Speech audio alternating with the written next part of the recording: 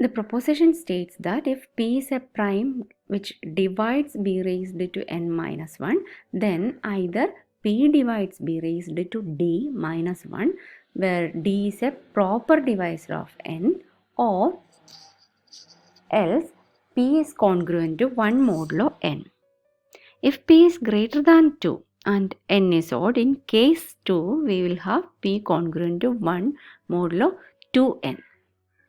So, for the proof, let us assume that P divides B raised to n minus 1 and that P is a prime. Then we have B raised to n congruent to 1 modulo P using congruence relation. Now, if P divides B, then we would have P divides B raised to n, and this would imply that P divides 1, since we have assumed that P divides B raised to n minus 1.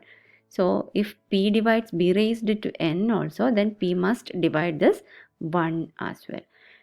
But this is not possible.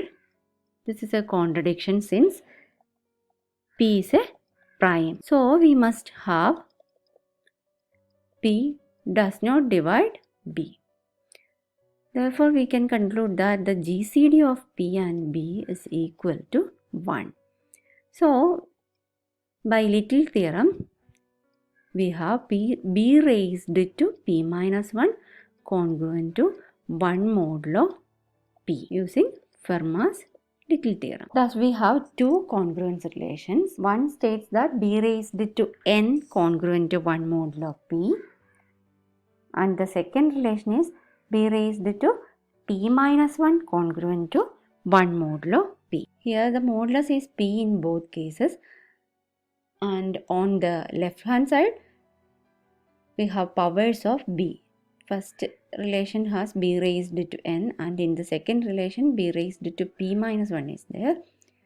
So, using these two relations, we can conclude that B raised to D is congruent to 1 modulo P, where D is the GCD of n and P minus 1 using a previous result. Thus, we have P divides B raised to D minus 1, where D is the GCD of n and P minus 1. Now, there are two cases. If D is less than n, this is one possibility, and the second possibility is when D is equal to n. Now, in the first case, if D is less than n, then we can say that D is a proper divisor of n, and we already proved that P divides B raised to D minus 1. This is the case 1 of our proposition. So, we proved that in this case 1 holds. If D is less than n, then D is a proper divisor of n such that P divides B raised to D minus 1.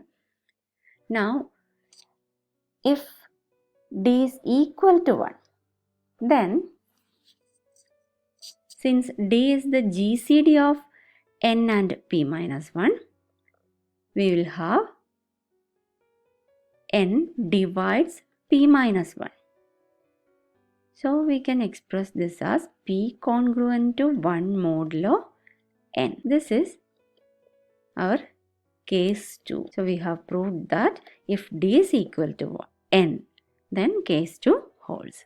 Now, we need to consider a special case when P is greater than 2 and n is odd. Then, in case 2, since P is greater than 2 and since P is a prime number, we will have P is an odd number. So, this must imply that P congruent to 1 modulo 2. Thus, in case 2, we have two relations. P is congruent to 1 modulo n and P is congruent to 1 modulo 2. Here the moduli are n and 2. Since n is odd, GCD of these moduli n and 2 must be equal to 1. Hence, these two congruences can be combined to obtain the relation P congruent to 1 modulo 2n. Thus, we have if P is greater than 2 and n is odd, then P is congruent to 1 modulo 2n. Now, let us move on to some problems. Consider the number 2 raised to 11 minus 1. Let us try to factorize this number. This is equal to 2047. Here n is equal to 11 and this is a prime number. So n does not have any proper divisors. Therefore, case 1 of the previous proposition cannot be applied here. So, if P divides 2 raised to 11 minus 1, that is if P is a prime divisor of 2 raised to 11 minus 1, then we can apply only case 2. That is, we must have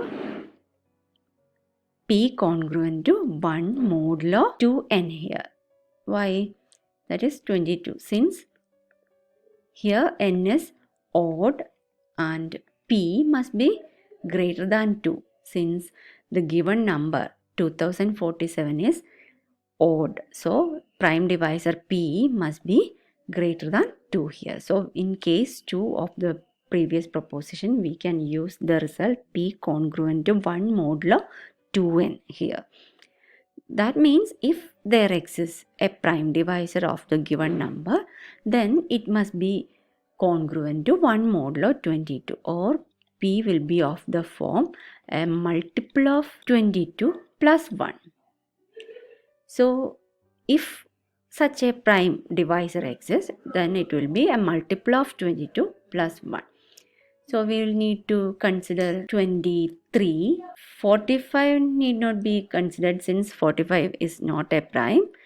The next possibility is 66 plus 1, 67 and so on. But we need only consider possible candidates for our prime divisor up to square root of the given number 2047, which is equal to some 45 point, some fractional part. So we need only consider candidates up to 45. So we need not check the number 67. Thus the only possible candidate is 23 here. When we divide 2047 by 23, we can see that the result is an integer. So we can observe that 23 divides 2047, and this would imply that 2047 is equal to 23 into 89. And we know that 89 is a prime divisor of the given number. So this gives the prime factorization of the given number. Now let us try to factorize 2 raised to 13 minus 1. Here also n, the exponent 13 is a prime. So n has no proper divisors. Therefore, if P is a prime divisor of the given number 2 raised to 13 minus 1, then using case 2 of our proposition, we must have P congruent to 1 modulo 2n, since n is odd and P is greater than 2 here. Since 2 raised to 13 minus 1, which is equal to 8191, is odd, we must have the prime divisor P is greater than 2. Now, since P is congruent to 1 modulo 26, P will be of the form multiple of 26 plus 1. We need only consider possibilities up to the square root of 8191, which is equal to 90 point some fraction. So we need only consider possibilities up to 90. So our possibilities for P will be equal to 27 will be the first multiple, 1 into 26 plus 1, but we need not try this since 27 is not prime. The next possibility is 53, which is a prime number. So we can check whether 53 divides the given number. Then we can see that 53 is not a factor of the given number. The next possibility is 79. We can observe that this is also relatively prime to the given number. The next possibility will be greater than 90. That is 26 into 4, multiple of 26 plus 1 will be greater than 90. So we need not consider those numbers. So we have tried all possible values of P for our factor, and we observed that none of these divide the given number. So we can conclude that 8191 is a prime.